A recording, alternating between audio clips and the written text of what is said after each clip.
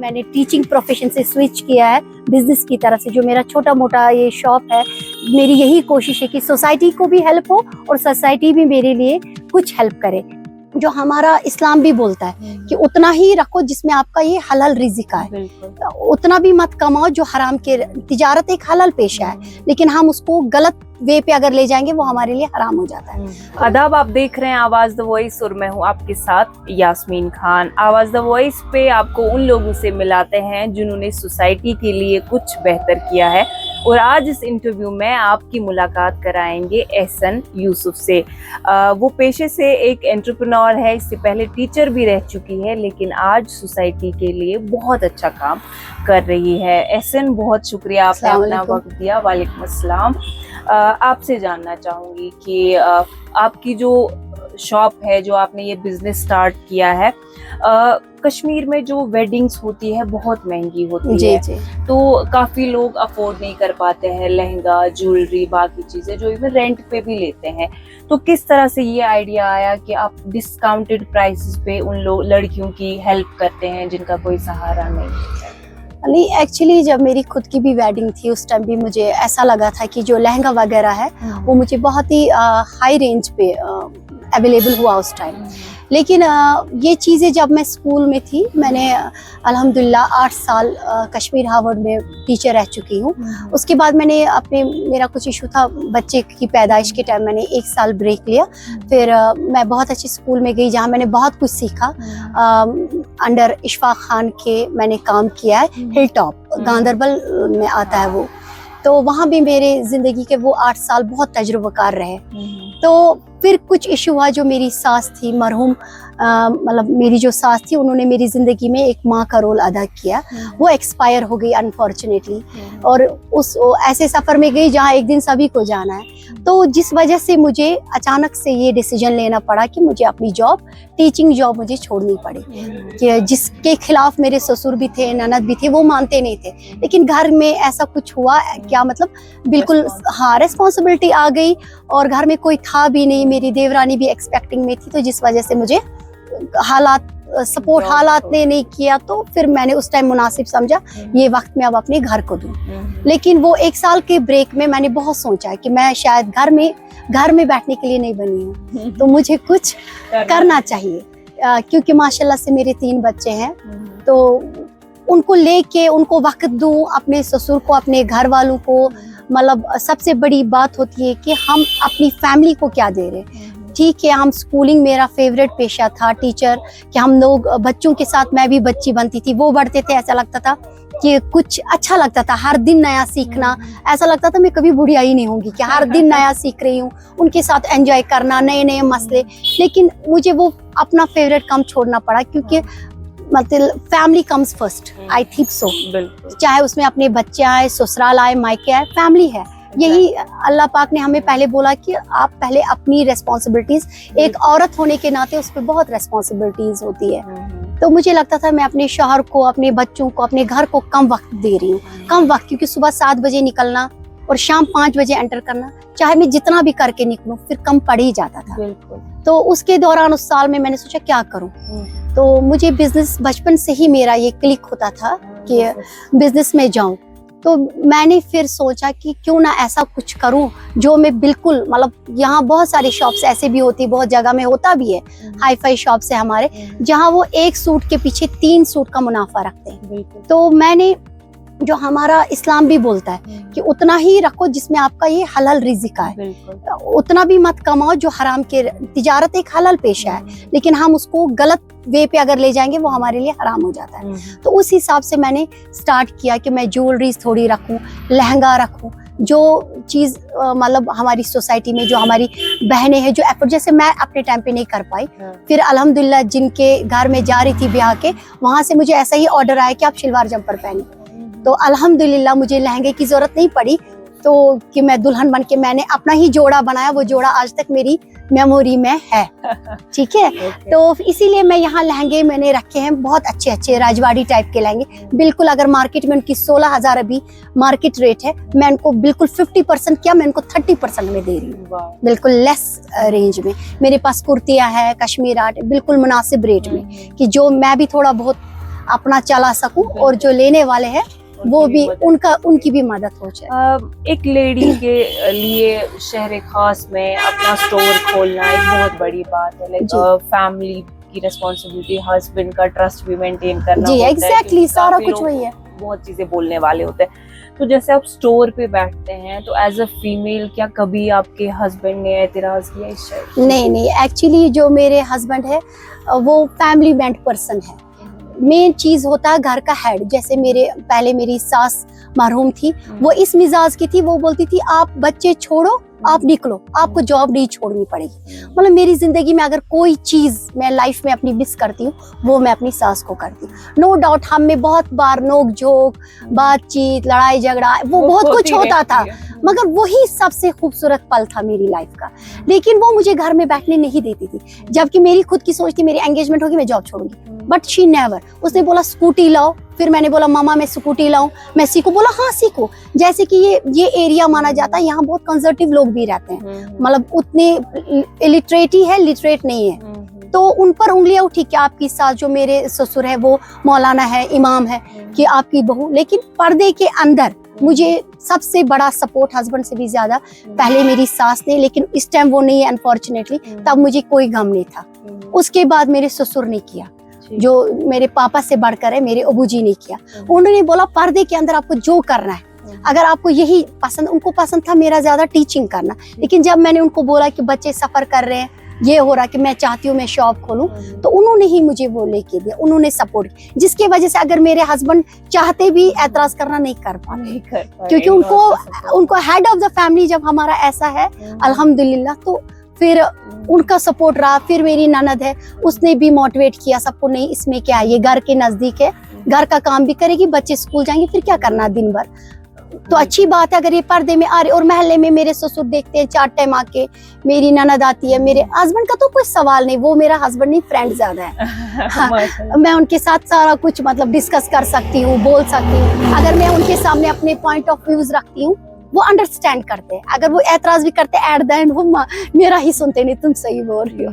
तो मैं उस हिसाब से मैं बहुत लकी हूँ, मतलब मैं अल्लाह ताला का जितना भी शुक्र करूँ वो कम। अभी के वक्त में बहुत सारे जो हमारे यंगस्टर्स हैं गवर्नमेंट जॉब के पीछे पड़े हैं, लेकिन हम जो सिचुएशन देख रहे हैं गवर्नमेंट जॉब्स अवेलेबल है नहीं। तो आप टीचर भी रह चुकी है, अभी एंटरप्रेन्योर है, अपना बिजनेस आपने स्टार्ट किया, तो आपकी क्या राय है उनके लिए जो अभी गवर्नमेंट जॉब को चेज कर रहे हैं इन हालात? अच्छी बात है, उसके पीछे भी रहो, लेकिन ये बात सोचो कि एट द एंड अगर आपको नहीं मिला, यहाँ से 40 एज हो गई, 42 एज हो गई, टाइम निकल गया, तो वो टाइम आप कभी बैठ के पछताओ नहीं कि काश हमने उस टाइम कुछ किया होता। जैसे कि मेरी बच्ची अभी है क्लास 5 में, मेरी बेटी पढ़ती, मैं उसको बोलती, वो बोलती मामा मुझे IAS बनना, मैं बोलती बेटा हमेशा 3 ऑप्शन रखो, पहला फोकस तुम अपनी चॉइस पर करो IAS, सेकंड आपका क्या है, फिर मैं नीट में भी ट्राई करूँ। मैंने बोला फिर और आप मत गुस्सा करो कि फैशन डिजाइनिंग बहुत अच्छी बात है। मैंने उसको ऐसा दिमाग में रखा ही नहीं कि अगर आपको कल को नीट नहीं निकलेगा तो आप खुदकशी का रास्ता ढूंढोगे, अगर आपको IAS नहीं होगा तो आप सोचोगे खत्म। नो, वो नहीं मिला कुछ और करते हैं बेटा, ये नहीं मिला कुछ और, ठीक है गवर्नमेंट जॉब में जाइए, बहुत अच्छी बात है, आपकी लाइफ सिक्योर हो जाती है, लेकिन उसके साथ साथ आप अपनी लाइफ में ऑप्शंस रखिए।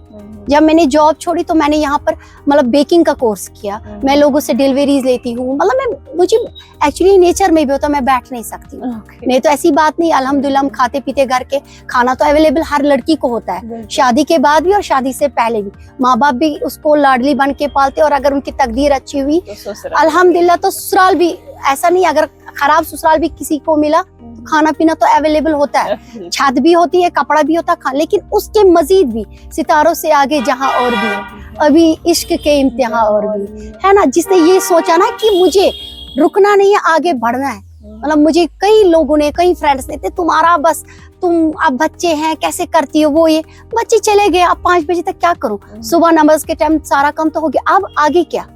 जिसने सोचा ना आगे क्या, उसको लगेगा कि जिंदगी कम है लेकिन काम बहुत है, आगे बहुत कुछ है। मेरे बच्चों को मैंने ऑप्शंस दिए, तो मैं ये रिक्वेस्ट करती हूँ हर एक लेडीज से, हर एक यंगस्टर से, बच्चों से, अपने लाइफ में 2-3 ऑप्शंस रखिए।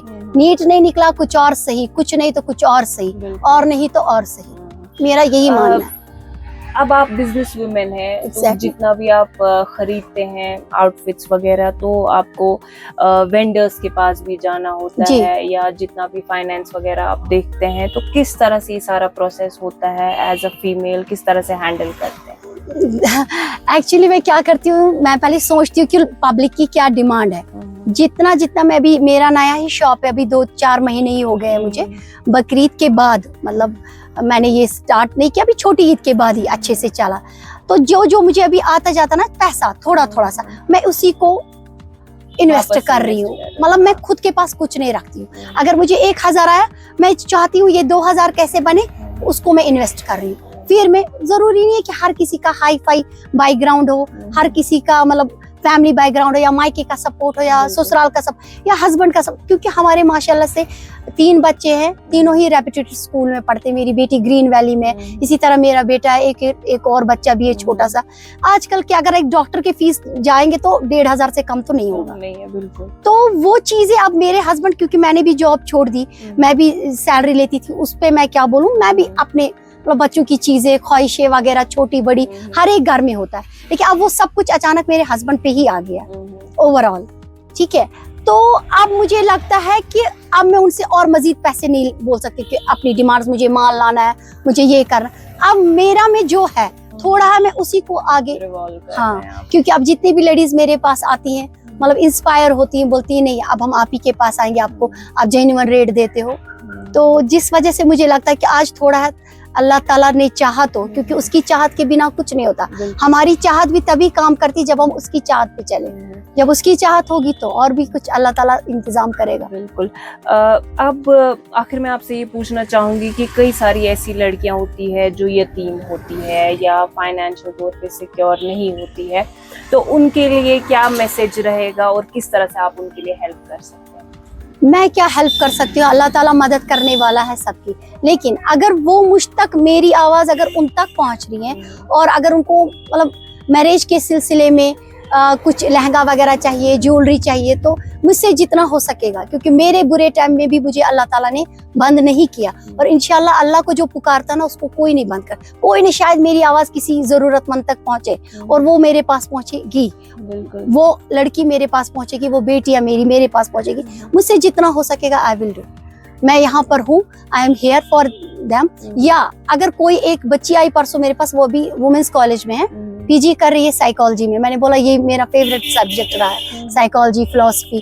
तो उसने बोला मैं चाहती हूँ एट द एंड पढ़ाई में कुछ नहीं है। बोला ऐसा मत बोलो, पढ़ाई में सब कुछ है, आप चॉइस आपको करना है, पढ़ना जरूरी है एक लड़की के लिए, तभी वो सही डिसीजंस ले सकती है। पढ़ो। मैच आपने कैसे स्टार्ट किया? मैंने बोला बेटा मेरे पास सब कुछ है, आप ऑनलाइन डाल दो, ठीक है, आप मुझे जितने रेट में मिलता है आप मुझे उतने ही रेट में आप मुझसे ले जाओ। मुझे भी किसी ने हेल्प की, मैं आपकी हेल्प करती हूँ। ये तो चेन बनेगी, क्योंकि औरत की सबसे बड़ी दुश्मन है और औरत ही औरत की सबसे बड़ी रहबर है, दोस्त भी है। मेरा मानना यही है, अगर कहीं पर भी कोई पंगे होते हैं ना, वो औरत की वजह से। और कोई इंसान आगे बढ़ता वो भी औरत ही, उसके बैक में कहीं ना कहीं सास, माँ, बहन, ननद, जेठानी, देवरानी होती है। जैसे कि मेरे घर में कभी मैं लेट हो जाती तो मेरी देवरानी बच्चों को देखती है। अल्हम्दुलिल्लाह मेरे घर का ऐसा है। मैंने अभी आपको अपनी सास के बारे में बोला कि I miss her a lot. बहुत कम लोग एक्चुअली अप्रिशिएट करते हैं, क्योंकि है हमारी लाइफ में भी बहुत पंगे हुए। मैं बोलूंगी कि कुछ नेगेटिव नहीं हुआ, लेकिन कहीं ना कहीं जो मेन पॉइंट है, जो मेन चीज है, जहाँ उसको मेरा सपोर्ट करना था कि नहीं आपने करना है ये काम, वहाँ वो हमेशा डटी रही। सारी चीजें अलग, जो रोज की नोक जो अपनी माँ के साथ भी होती है ना, अभी मेरी बच्ची बड़ी हो रही है उसके साथ भी हो रही है। सही बात। लेकिन जहाँ मेन चीज को सपोर्ट करना है शीडू, और मैं वही बोलूंगी। तो औरत को औरत का रहबर बनना चाहिए, उसको हौसला देना चाहिए। अगर एक औरत बिजनेस कर रही है दूसरे को हौसला देना चाहिए, ना कि उसका दुश्मन बनना चाहिए। आज हम बहू है, कल को हम ही सास बनेंगे, है ना। आज लड़की थी मैं कभी, आज मैं माँ बन गई, बहू बन गई, बहन बन गई, कल को सास भी बन जाऊंगी अल्लाह ने चाहा तो मुझे लगता है कि शॉर्ट में ये है, अपनी लाइफ को यूजफुल बनाओ, कहीं पर भी स्टॉप नहीं है। उस ऊपर वाले ने हमें रुकने को बोला ही नहीं, करते जाओ। जिस टाइम आप बेकार बैठते हो उस टाइम आपका पोस्ट कोई ले रहा होता है, वो कर रहा होता कोई ना कोई काम। जो मैंने आज खड़ा किया मेरे लिए शायद ये ना हो, मुझसे पहले कहीं नहीं किया है और कहीं आगे जाके और करेंगे। आज शायद मेरे पास काम कम हो, खरीदारी कम हो, लेकिन मुझे रब पे पूरा यकीन है आगे जाके ये मुझे लोग भी सपोर्ट करेंगे और ये माशाल्लाह से मुझे रब पर यकीन है, आगे जाऊंगी मैं इंशाल्लाह। इंशाल्लाह। बहुत कम लोग ऐसे होते हैं कि जो बिजनेस सेटअप भी करते हैं लेकिन फिर सोसाइटी जो है उनका भी ख्याल रखते हैं, जो गरीब लड़कियां हैं उनके लिए भी काफी हेल्पफुल रिसोर्सेज वो प्रोवाइड करते हैं। बहुत शुक्रिया एहसन, आपने अपना कीमती थैंक यू मैम। आप यहाँ पर आई, आपका भी बहुत बहुत शुक्रिया।